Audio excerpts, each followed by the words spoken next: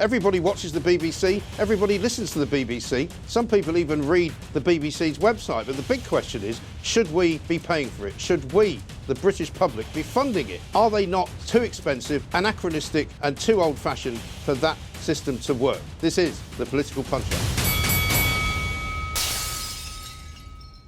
I'm delighted to say we've got Talk Radio's very own Kevin O'Sullivan and from the newspaper, Benjamin Butterworth. Now, I'm going to give Kevin the opportunity, first of all, to set out his stall. You've got 30 seconds, Kevin, to tell us why you think we should defund the BBC. I have no objection to the BBC existing. It is a very fine broadcaster at its best. But the age of that behemoth of a broadcaster being funded by the British people by law has to come to an end. It's anachronistic. It is ridiculous to threaten people who want to watch Strictly Come Dancing with prison if they don't pay their television tax. This has to end. We have to end a system whereby 10% of all court cases in this country are the BBC taking license fee defectors to court. That has to end.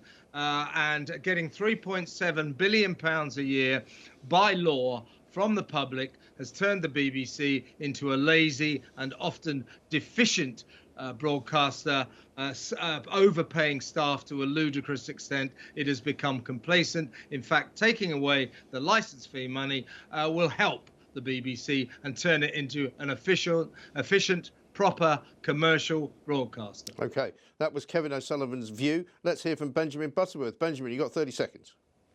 The BBC is one of Britain's great success stories. It doesn't matter where you are in the world, just about, you receive BBC World News. It has a huge effect for soft power of this country. And in the age of global Britain, when we need new allies, I think the soft power of both of news and of entertainment from the BBC is hugely influential.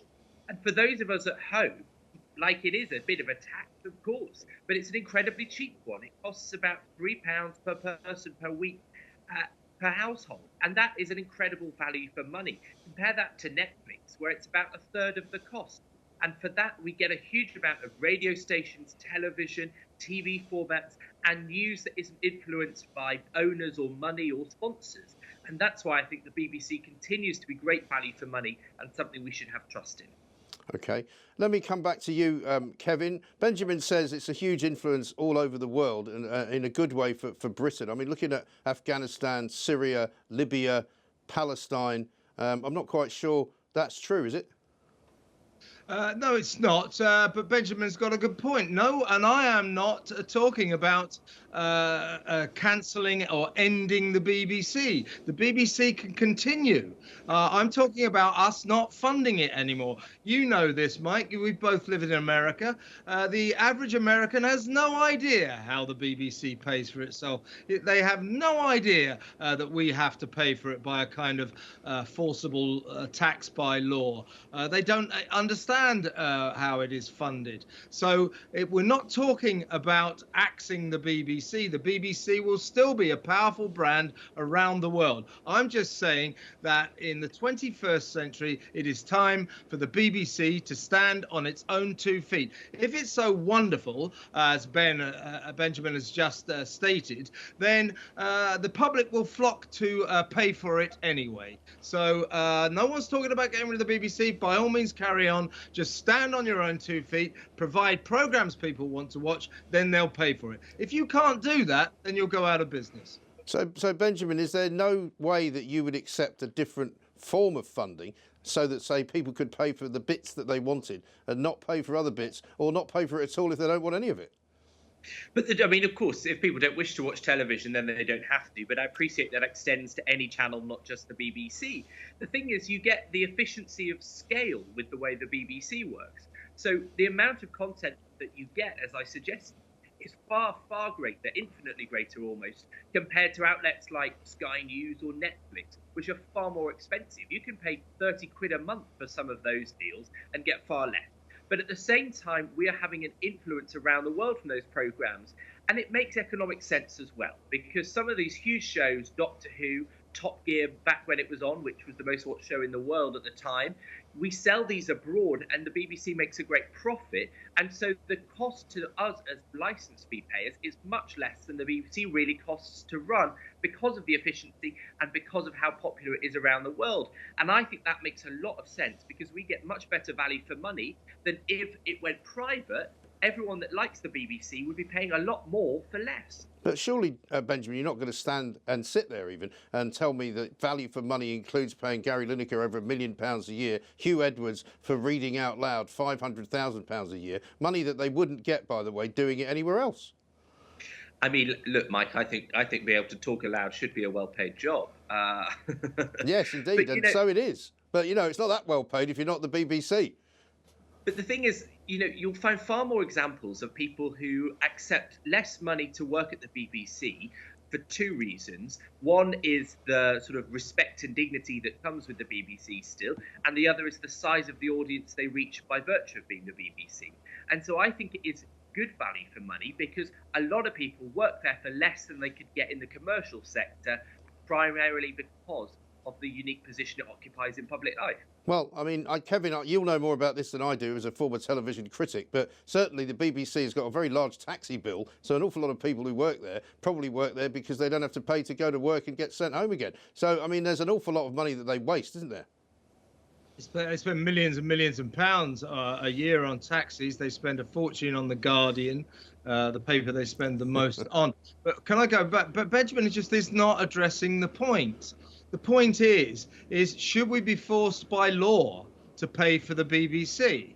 And of course, the answer to that question is, of course, we shouldn't. It's ludicrous. It's anachronistic. Nowhere else in the world are you threatened with prison unless you pay for your television entertainment. It's bizarre.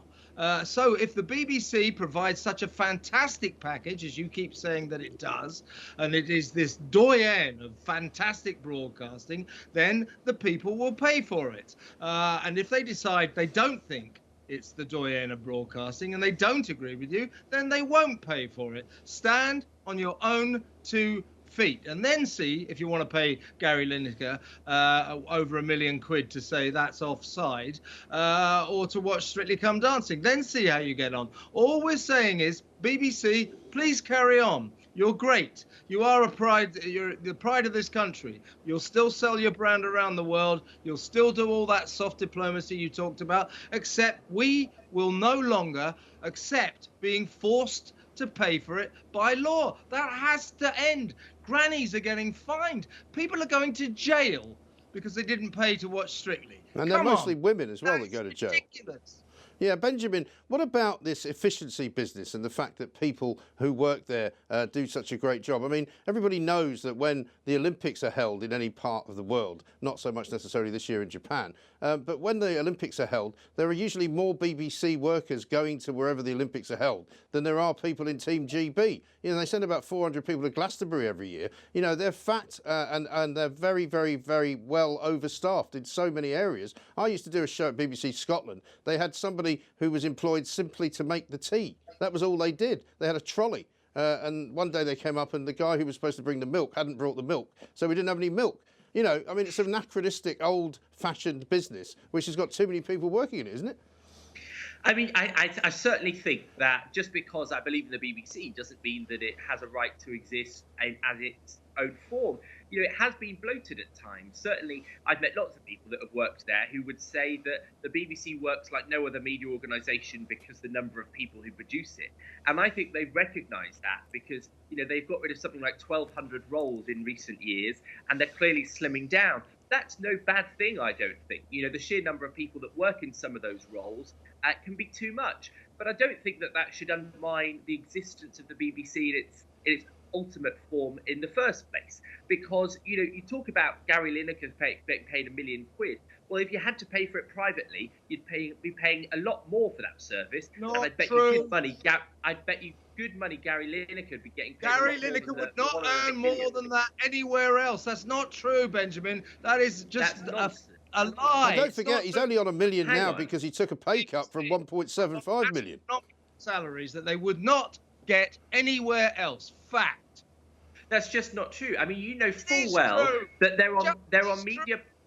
There are media personalities and presenters who get paid millions of pounds a year. According to reports, one of them, Piers Morgan, gets 5 million quid a year. So clearly that money exists in the commercial sector. Yeah, but Piers Morgan wasn't presenting Match of the Day. He was presenting a very popular breakfast programme, and now he's going to be presenting programmes here at our News UK HQ. But the point is this. Gary Lineker took a £750,000 pay cut. Hugh Edwards took a £200,000 or £300,000 pay cut. You know, these people are making ludicrous amounts of money for what they do.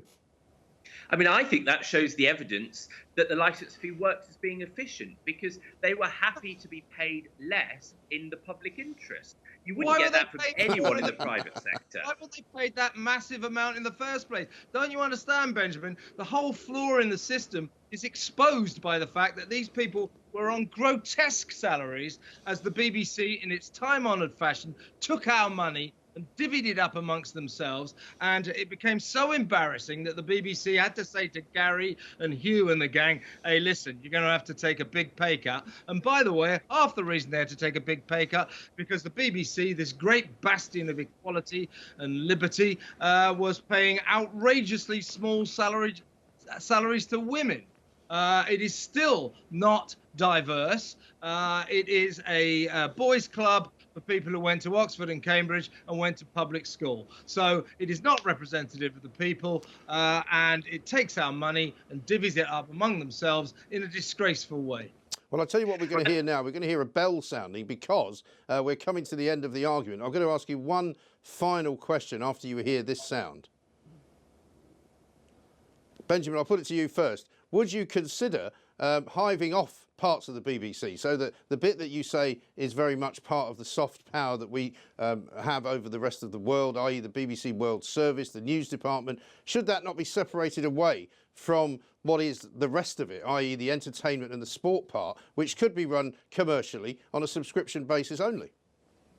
No, I wouldn't. I think the entertainment and the sport is done in the public interest in a way that other outlets don't.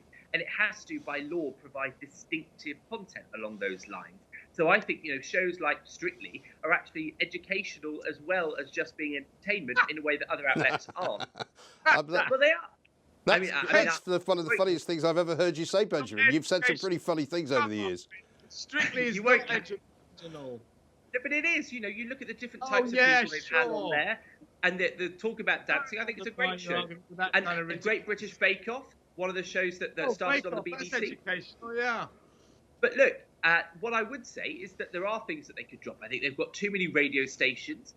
I think the, inverted commas, BBC magazine that it had on its website, that frustrated me when I started my career in magazines, because it would steal lots of good ideas, and it obviously wasn't really a magazine, it was just on the website. And so I think there are things they could cut back, but fundamentally it educates and informs and entertains just as well now as it always has.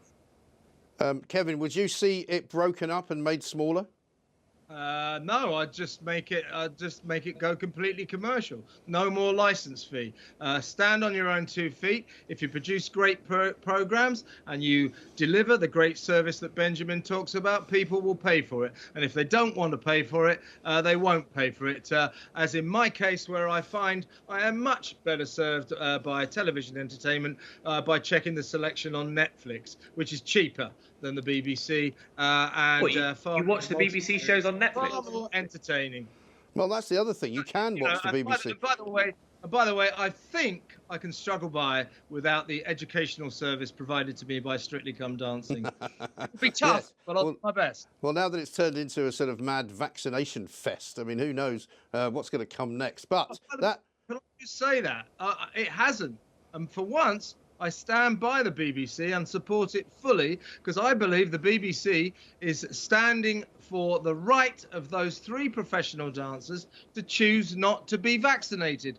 It is a private medical matter, and it has nothing to do with the BBC. So for once, good for the B. Yes. Well, you've overstepped the mark there, Kevin, by taking up more time than you should have done. So you're jeopardising the final judgment that I'm going to have to make here. However, here's the thing. I think that the BBC is an anachronism in this day and age. I've listened to both your arguments. Benjamin, I think you make some very good points. I think there are some good things that the BBC does. But I think I'm going to, on balance, agree with Kevin, because in the end, what you have is an organisation which needs trimming, it needs cutting back, and it shouldn't be an absolute and utter force of will to make everybody who has a television to pay for all of these very, very wealthy people to be driven to and from work in Mercedes cars. It's just not the way that we should be looking at it. We've got YouTube, we've got Netflix, we've got Facebook, we've got Twitter, we've got all manner of different media that we can look at. Why on earth should we be forced to pay for any of them, would be my argument. And so on balance, I'm going to have to say that it's Kevin O'Sullivan 1,